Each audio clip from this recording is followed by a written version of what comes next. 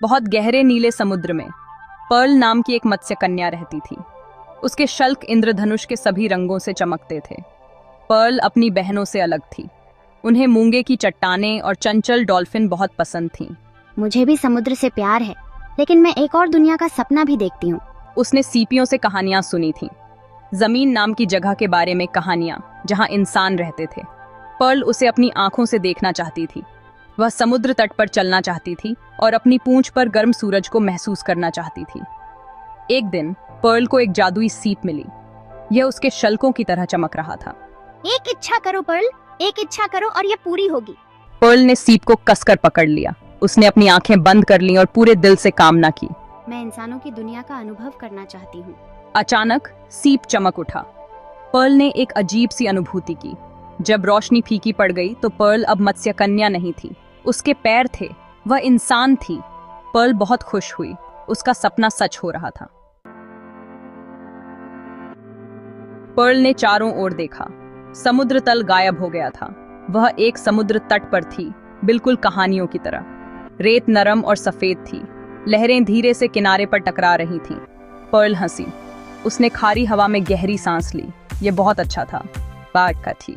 हाय, मेरा नाम डेजी है। तुम्हारा क्या है? आपसे मिलकर अच्छा लगा डेजी। आओ मेरे साथ रेत का महल बनाते हैं। पर्ल बैठ गई और मुट्ठी भर रेत उठाने लगी। उसने पहले कभी ऐसा कुछ महसूस नहीं किया था। यह उसके समुद्र के घर की चिकनी चट्टानों और समुद्री शैवाल से बहुत अलग था। पर्ल ने डेजी को एक मत्स्य कन्या के रूप में अपने जीवन के बारे में बताया। उसने मूंगे की चट्टानों और चंचल डॉल्फिन का वर्णन किया। डेजी ने बड़ी आंखों से सुना। उसे पर्ल की कहानियां सुनना बहुत पसंद था। वे अब तक की सुनी गई सबसे आश्चर्यजनक कहानियां थीं। डेजी और पर्ल सबसे अच्छे दोस्त बन गए। वे हर दिन साथ बिताते थे। वे पार्क गए और झूलों पर इतने ऊंचे झूले कि जैसे आसमान छू लेंगे। उन्होंने आइसक्रीम कोन खाए जो उनकी उंगलियों पर पिघल रहे थे। उसे रंग, आवाजें और खुशबू पसंद थी। उसे डेजी के साथ हंसना बहुत पसंद था। एक दिन पर्ल और डेजी समुद्र तट पर चल रहे थे। सूरज डूब रहा था। पर्ल के दिल में दर्द हुआ। उसे अपने घर की याद आ रही थी। पर्ल जानती थी कि वह हमेशा के लिए जमीन पर नहीं रह सकती। चलो एक एडवेंचर पर चलते हैं। एक एडवेंचर? कहाँ? शहर के लिए। हम ट्रेन की सवारी करेंगे और सब कुछ। शहर नजारों और आवाजों का बवंडर था। इमारतें आसमान को छू रही थीं और कारें सड़कों पर दौड़ रही थीं। पर्ल को थोड़ा अजीब लगा, लेकिन डेजी ने उसका हाथ कसकर पकड़ा हुआ था। वे एक म्यूजियम गए जो डायनासोर की हड्डियों और प्राचीन कलाकृतियों से भरा था। पर्ल ने डेजी को विशाल समुद्री जीवों और डूबे हुए खजानों की कहानियां सुनाईं। इसके बाद वे एक चहल पहल वाले बाजार गए। विक्रेता रंगीन कपड़े, विदेशी फल और हस्तनिर्मित आभूषण बेच रहे थे। डेजी ने पर्ल के लिए एक सुंदर सीपी का हार खरीदा जो उसके घर की याद दिलाता था। पर्ल डेजी की विचारशीलता से भावुक हो गई। जैसे ही दिन ढलने लगा, वे एक पार्क में बैठ गए, शहर की जगमगाती रोशनी को निहारते हुए। पर्ल ने भावनाओं का एक मिश्रण महसूस किया। खुशी, उत्साह, लेकिन अपने समुद्र के घर के लिए एक लालसा भी। वह जानती थी कि डेजी को सच बताने का समय आ गया है। इस बीच समुद्र में गहरे समुद्र राजा चिंतित था। वह अपनी बेटी को बहुत याद कर रहा था। उसने अपनी सबसे तेज मछली को उसकी तलाश में भेजा। उसने अपने सबसे बुद्धिमान समुद्री कछुओं को डॉल्फिन से पूछने के लिए भेजा कि क्या उन्होंने उसे देखा है, लेकिन पर्ल को किसी ने नहीं देखा था। महाराज, मेरे पास राजकुमारी पर्ल की खबर है। मैंने उसे जमीन पर देखा। उसके पैर थे और वह एक इंसान लड़की के साथ थी। समुद्र राजा हैरान रह गया। उसकी बेटी ने इंसान बनने के लिए जादू का इस्तेमाल किया था और वह इंसानों के बीच रह रही थी। वह जानता था कि उसे घर वापस लाना होगा। उसने अपने सबसे भरोसेमंद रक्षकों को इकट्ठा किया और सतह के लिए रवाना हो गया।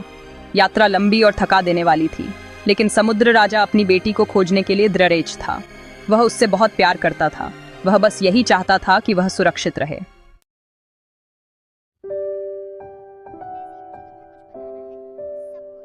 पर्ल ने एक गहरी सांस ली और डेजी को सब कुछ बता दिया।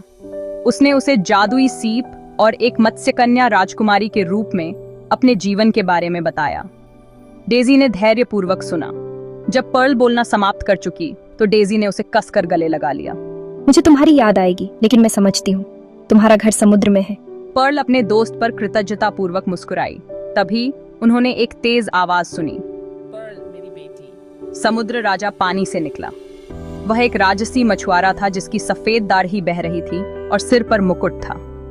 वह पर्ल की ओर तैरा और उसे गले लगा लिया। ओह मेरी प्यारी बेटी, मुझे बहुत खुशी है कि तुम सुरक्षित हो, लेकिन तुम गई क्यों?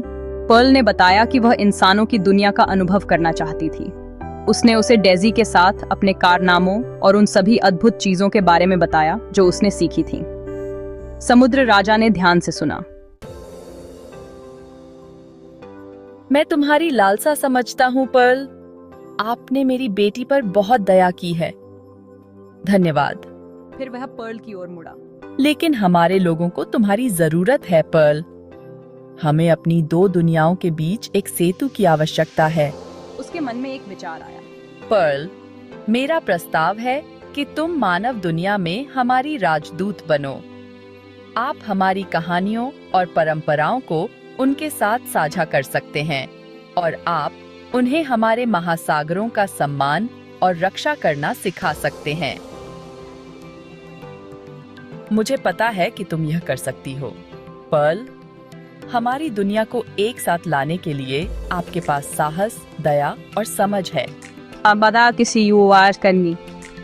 पर्ल ने अपने पिता के प्रस्ताव के बारे में बहुत सोचा। वह जानती थी कि यह आसान नहीं होगा, लेकिन वह यह भी जानती थी कि यह महत्वपूर्ण है। उसने दोनों दुनियाओं की खूबसूरती देखी थी और वह जानती थी कि इंसान और मत्स्य कन्या सद्भाव में साथ रहना सीख सकते हैं। मैं स्वीकार करती हूँ। समुद्र राजा गर्व से मुस्कुराया। पर्ल समुद्र और भूमि के बीच राजदूत बन गई। उसने इंसानों को महासागरों की रक्षा के महत्व के बारे में सिखाया। चुनौतियां थीं, लेकिन उसने हार नहीं मानी। इंसानों ने महासागरों की परवाह करना शुरू कर दिया। यह हमें दोस्ती की ताकत और ग्रह की रक्षा के महत्व के बारे में सिखाता है।